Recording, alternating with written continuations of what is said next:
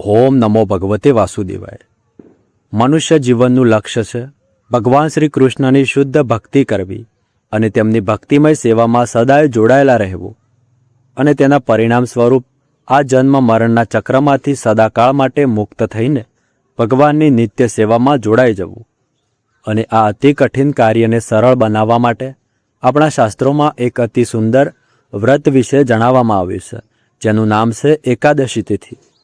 અને એવી જ એક વિશેષ એકાદશી છે જેનું નામ છે અપરા એકાદશી, જે દર વર્ષે વૈશાખ માસના કૃષ્ણ પક્ષમાં આવે છે। તો ચાલો આ આવનારી અપરા એકાદશીના પવિત્ર અવસર પર આપણે એક સુંદર પૌરાણિક કથાનું શ્રવણ કરીએ। પોતાના મન અને ચેતનાને આ આવનારી એકાદશીનું પાલન કરવા માટે તૈયાર કરીએ। આવો આજની કથાનો આરંભ કરીએ।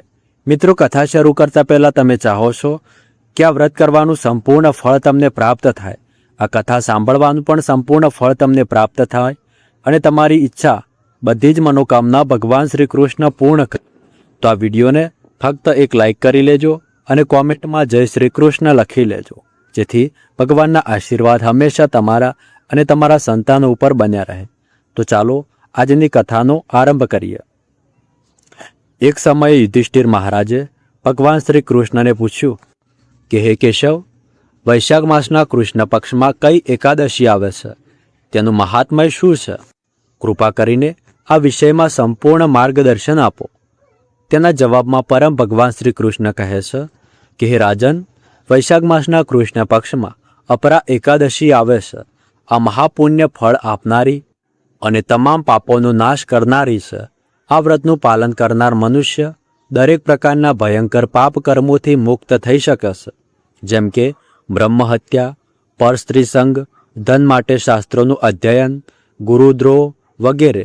આ ઉપરાંત આ એકાદશીનું નિષ્ઠાપૂર્વક પાલન કરવાથી મનુષ્યને કાર્તિક માસમાં પુષ્કરમાં સ્નાન કરવાથી, કાશીમાં મહાશિવરાત્રિનું પાલન કરવાથી, માઘ માસમાં પ્રયાગ તીર્થમાં સ્નાન કરવાથી, ગયામાં પિંડદાન આપવાથી, સુવર્ણ દાન કરવાથી, સૂર્યગ્રહણના સમયે કુરુક્ષેત્રમાં સ્નાન કરવાથી, કુંભ દરમિયાન કેદારનાથ અથવા બદ્રીનાથના દર્શન કરવાથી જે પુણ્ય મળે છે, તે બધું માત્ર આ અપરા એકાદશીનું શ્રદ્ધા અને નિયમપૂર્વક પાલન કરવાથી પ્રાપ્ત થઈ જાય છે।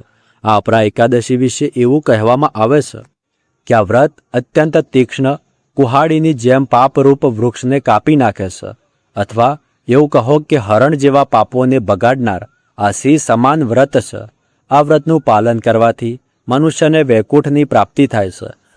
એટલું જ નહીં, પરંતુ જે વ્યક્તિ આ અપરા એકાદશીની કથાનું શ્રવણ અથવા પાઠ કરે છે, તે પણ બધા પાપોથી મુક્ત થઈ જાય છે। આ કથાનું વર્ણન નારદ પુરાણમાં આવે છે। એક સમયે મહારાજા મંધાતાએ પોતાના ગુરુ વશિષ્ઠ ઋષિના પાસે જઈને પૂછ્યું। મહારાજા મંધાતા અતિ વિદ્વાન, બુદ્ધિમાન અને વિનમ્ર હતા, તેથી તેમણે પોતાના ગુરુને એવી જિજ્ઞાસા પૂછેલી જે માત્ર તેમના માટે નહીં, પરંતુ સમગ્ર માનવ સમાજના કલ્યાણ માટે હતી।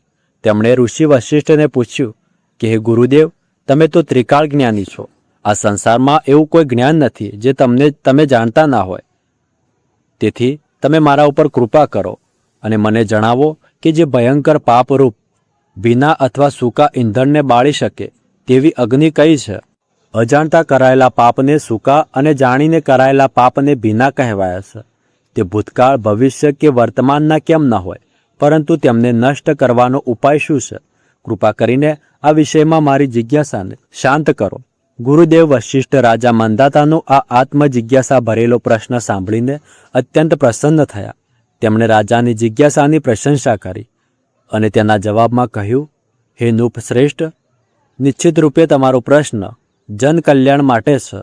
હવે હું તમને તે અગ્નિ વિશે કહું છું જે સૂકા અને ભીના બંને પ્રકારના પાપોને ભસ્મ કરી શકે છે।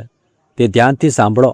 જે વ્યક્તિ ભગવાન વિષ્ણુના દિવસે એટલે કે એકાદશી તિથિએ પોતાની ઇન્દ્રિયોને વશમાં રાખીને ભગવાન મધુસૂદનની પૂજા આરાધના કરે છે, તે પોતાના બધા પાપોને ધોઈ નાખે છે। એકાદશી નામની અગ્નિથી પાપરૂપ ઈંધણ જો 100 વર્ષથી પણ વધુ સમયથી એકત્રિત થયેલું હોય તો પણ તરત જ ભસ્મ થઈ જાય છે। હજારો અશ્વમેઘ અને સેંકડો રાજસૂય યજ્ઞ પણ એકાદશીની 16મી કલાના બરાબર નથી। 11 ઇન્દ્રિયો દ્વારા જે પાપો કરવામાં આવે છે તે બધા એકાદશી વ્રત કરવાથી નષ્ટ થઈ જાય છે. જો કોઈ વ્યક્તિ અજાણતા પણ એકાદશીનું વ્રત કરી લે છે તો તેને યમરાજના દર્શન કરવા પડતા નથી. એકાદશી વ્રતથી વધુ પવિત્ર ના તો ગંગા છે, ના કાશી, ના પુષ્કર, ના કુરુક્ષેત્ર અને ના જ યમુના તથા ચંદ્રભાગા.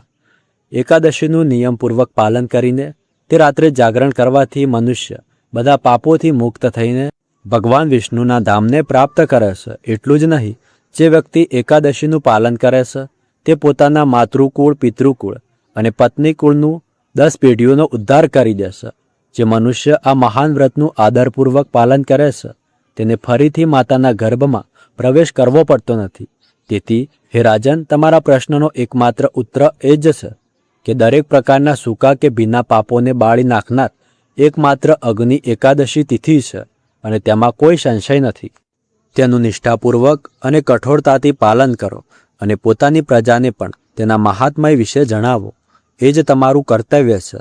આ રીતે જ્યારે રાજા મંધાતાએ પોતાના ગુરુ વશિષ્ઠ મુનિ પાસેથી આ એકાદશીના મહાત્મ્ય વિશે સાંભળ્યું ત્યારે તેઓ ખૂબ પ્રસન્ન થયા. પોતાના ગુરુ પ્રત્યે તેમણે કૃતજ્ઞતા વ્યક્ત કરી અને વિનમ્ર ભાવથી તેમણે પ્રણામ કર્યા. ત્યારબાદ રાજા પોતાના રાજ્યમાં પાછા આવ્યા. રાજ્યમાં આવીને તેમણે એ એકાદશી મહાત્મ્યનો પ્રચાર કર્યો અને વર્ષમાં આવતી તમામ એકાદશી તિથિઓનું નિયમ અને નિષ્ઠાપૂર્વક પાલન કર્યું. પોતાના સમગ્ર જીવનકાળમાં આ મહાન એકાદશી વ્રતનું પાલન કરવાના કારણે રાજા મંધાતાએ પોતાના જીવનના અંતે પરમ આધ્યાત્મિક જગત વૈકુંઠ લોકને પ્રાપ્ત કર્યું. તો આવી મંગલકારી છે આ અપરા એકાદશી. તો આજના આ શુભ અને મંગલમય પાવન અવસર પર અમે તમારા માટે લઈને આવ્યા છે એક વધુ કથા. આવો આપણે આપણા પુરાણોમાંથી એક એવી દિવ્ય કથાનું શ્રવણ કરીએ જે આપણા મન અને કાન દ્વારા આપણી ચેતનાને શુદ્ધ કરશે અને આ પર્વને વધુ મહત્વપૂર્ણ અને સાર્થક બનાવી દેશે. આવો આ કથાનું શ્રવણ કરીએ. ઉનાળાની ઋતુ શરૂ થઈ ચૂકી હતી, પરંતુ જ્યાં કૃષ્ણ અને બલરામ હોય ત્યાં ઉનાળો પણ વસંત બની જાય છે. તો બસ એવા જ વાતાવરણમાં યમુનાના કલકલ નાદ કરતા ઝરણા વહેતા હતા. તેમાં સુંદર કમળ અને કમુદીના પુષ્પો ખીલી રહ્યા હતા. મંદ શીતળ પવન પોતાના સાથે જળની બૂંદોની ઠંડક અને કમુદીની પુષ્પોની સુગંધ લઈને ફરી રહ્યો હતો. ચારે તરફ સુંદર લીલું ઘાસ ઉગેલું હતું. પક્ષીઓના કલરવથી સમગ્ર મધુવન ગુંજી ઉઠ્યું હતું. અને એવા સમયે કૃષ્ણ અને બલરામ પોતાના મિત્રો સાથે વૃંદાવનના વનમાં પ્રવેશ્યા. નાચતા ગાતા અને વાંસળી વગાડતા તેઓ બધા આવી રહ્યા હતા. થોડા આગળ જઈને સુબલે કહ્યું, અરે કાન્હા, આ જો મોર આ રીતે નૃત્ય કરે છે. શું તું આવો નૃત્ય કરી શકે છે? આ સાંભળીને કૃષ્ણ પણ સુબલની જેમ મોર જેવું નૃત્ય કરવા લાગ્યા. એટલામાં પાછળથી બધા બાળકો બોલવા લાગ્યા, વાહ કાન્હા વાહ, ખૂબ સારું, ખૂબ સારું. કૃષ્ણ જેવો નૃત્યકાર કોઈ હોઈ જ શકે નહીં. અને ત્યારે જ બલરામે કહ્યું, અરે બસ બસ, ઘણું થયું તમારું નૃત્ય. હવે ચાલો આપણે લુકા છુપીનો ખેલ રમીએ. સુદામાની આંખો પર પટ્ટી બાંધો અને જોઈએ કે તે આપણને પકડી શકે છે કે નહીં. આ સાંભળીને બધા બાળકો ખુશીથી ઉછળવા લાગ્યા. બલરામજીએ સુદામાની આંખો પર પટ્ટી બાંધી અને બધા તેને ચીડાવવા લાગ્યા અને સુદામા બધાને પકડવા માટે પાછળ દોડવા લાગ્યા. જ્યારે કોઈ પકડમાં આવ્યું નહીં ત્યારે મંધુમંગલ પાછળથી આવીને સુદામાને પકડીને પૂછે છે, કહો કે હું કોણ છું? જો તું સાચો જવાબ આપીશ તો તને મળશે મીઠા રસથી ભરેલો મોટો રસગુલ્લો. તો સુદામા તરત જ બોલી ઉઠ્યા, હા, રસગુલ્લો? પાકું, તો તું મધુમંગલ જ હોઈ શકે. આ કહીને સુદામાએ મધુમંગલને પકડી લીધો અને તેના બધા બાળકો જોર જોરથી હસવા લાગ્યા. આ રીતે કૃષ્ણ અને બલરામ અનેક પ્રકારની રમતો રમતા વૃંદાવનના સુંદર વાતાવરણનો આનંદ માણી રહ્યા હતા. એટલામાં તેમની ટોળીમાં એક અસુર પ્રવેશી ગયો. તેણે એવા એક ગ્વાલ સખાનું રૂપ ધારણ કર્યું હતું જે એ દિવસે કૃષ્ણ બલરામ સાથે આવી શક્યો ન હતો અને બધાની સાથે મળીને રમવા લાગ્યો. હવે જુઓ, આ તો કૃષ્ણ છે. તેમની નજરથી ભલા શું છુપાઈ શકે? પછી તે તેમના મિત્ર હોય કે શત્રુ. તો બસ કૃષ્ણ પણ સમજી ગયા કે ફરી એકવાર કંસ દ્વારા મોકલાયેલો અસુર આવી ગયો છે. છતાં પણ કૃષ્ણે એ નવા ગ્વાલને કહ્યું કે આવો પ્રલંબ, સારું થયું મિત્ર કે તું આવી ગયો. ચાલો ચાલો, હવે આપણે બે બેની જોડીમાં કુસ્તી કરીશું અને જે આ રમતમાં હારશે તે જીતનારને પોતાની પીઠ પર બેસાડીને દૂરના વડના ઝાડ પાસે લઈ જશે. ચાલો ચાલો ચાલો, બધા એ દળમાં વહેંચાઈ જાઓ. કૃષ્ણનો આદેશ મળતા જ 2 દળ બની ગયા, એક કૃષ્ણનું અને એક બલરામનું. એ અસુર જાણી જોઈને કૃષ્ણના દળની પસંદગી કરી, કારણ કે તે જાણતો હતો કે કૃષ્ણને હરાવવું તેના માટે અશક્ય છે. તેથી તેની નજર બલરામજી પર હતી. અને પછી રમત શરૂ થઈ. બધા બાળકો એકબીજા સાથે કુસ્તી કરવા લાગ્યા અને અંતે આ રમતમાં વિજેતા બન્યો બલરામનું દળ. તેથી હવે વારો હતો વિજેતાને ખભા પર બેસાડીને ફેરવવાનો. તો કૃષ્ણએ સુદામાને ઉઠાવ્યો, ભદ્રસેને વૃષભને અને પ્રલંબે બલરામને. બધા બાળકો દોડતા દોડતા ભાંડીર વન તરફ જવા લાગ્યા અને પ્રલંબ બલરામને લઈને દૂર જવા લાગ્યો. હવે જુઓ, પ્રલંબ અસુર ભલે ખૂબ શક્તિશાળી હતો, છતાં તેણે બલરામને ઉઠાવ્યા, જે સ્વયં સમગ્ર બ્રહ્માંડને પોતાના ફણ પર ધારણ કરે છે. તેથી જ્યારે તેને બલરામજીનો ભાર સહન ન થયો, ત્યારે ધીમે ધીમે તેણે પોતાનું સાચું સ્વરૂપ ધારણ કરી લીધું અને હવે તે એક વિશાળ દૈત્ય બની ગયો હતો. બલરામ તેને જોઈને આશ્ચર્યચકિત થઈ ગયો. તેમણે જોયું કે એ અસુરની આંખો અગ્નિ જેવી ચમકી રહી હતી અને તેને જોઈને બલરામજી તરત જ સમજી ગયા કે આ એક અસુર છે. તેમણે જોરથી પોતાની મુઠ્ઠીથી તેના માથા પર પ્રહાર કર્યો અને એ અસુર માટે એટલું જ પૂરતું હતું. તે પોતાના મોઢામાંથી લોહીની ઉલટીઓ કરવા લાગ્યો અને એ જ ક્ષણે જમીન પર પડી ગયો. જ્યારે બધા બાળકોએ જોયું કે બલરામે અસુરનો વધ કરી દીધો છે, ત્યારે તેઓ બધા આનંદિત થઈને જોર જોરથી બોલવા લાગ્યા, જય હો બલરામની જય હો. આ જોઈને દેવતાઓ પણ આકાશમાંથી પુષ્પ વર્ષા કરવા લાગ્યા.